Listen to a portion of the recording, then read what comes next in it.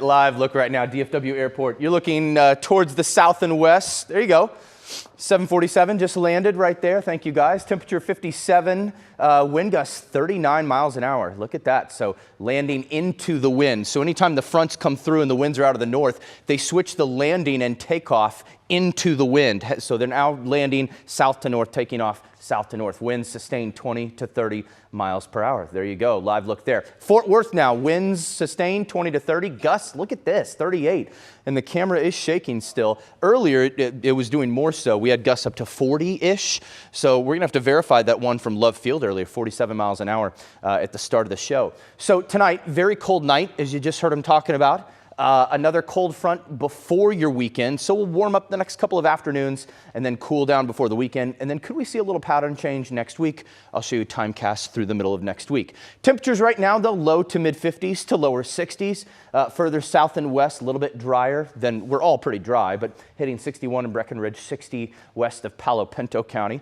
Here's your forecast wind speed tonight, and this is high res. Okay, these are not gusts, just winds, sustained winds. It will gradually die down, maybe an extra pocket on the backside of winds 9 or 10 o'clock. So don't be surprised, perhaps as you're going to bed in McKinney or Denton or Flower Mound, Argyle, if a little burst of winds comes through late. Then it all dies down, thankfully, by tomorrow morning pretty nicely. So thankfully, otherwise the wind chills would be worse. So let's start with your temperatures.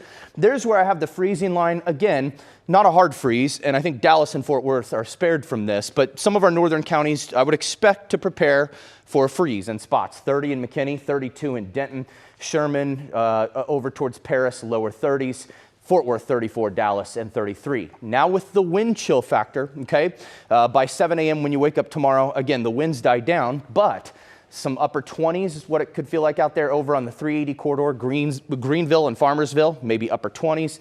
Terrell, 28, Waxahachie, 32. So it's going to feel like right about freezing. So a very cold start tomorrow morning. Just a little bit colder than where we should be is what it'll feel like. Let's talk about the long-range weather pattern here. As I said, maybe a change coming.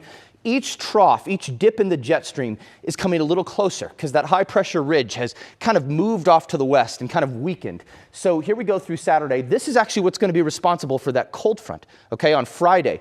It's just going to be dry for us. There's not enough moisture here. But up towards the Great Lakes, over towards the Ohio Valley, snow and ice storms and all of that going up towards the north and east because they have a lot of moisture. Thankfully for us, we're missing out on that. Here comes another dip in the jet stream as we head towards Tuesday next week. Notice, though, high pressure's close enough. We miss out on that, and we actually warm up a little bit before the middle of next week when things break down again. And maybe we get a surge of moisture, not just from the Gulf, but maybe a little bit from the Pacific, maybe Wednesday, Thursday of next week. So we have a small rain chance there. It's a ways out, but we could certainly use it. Again, it's been a while since we've seen measurable rain. All right, 59 tomorrow, up to 60 Friday. Front comes through on the first half of the day Friday, and then only up to 53 Saturday and Sunday.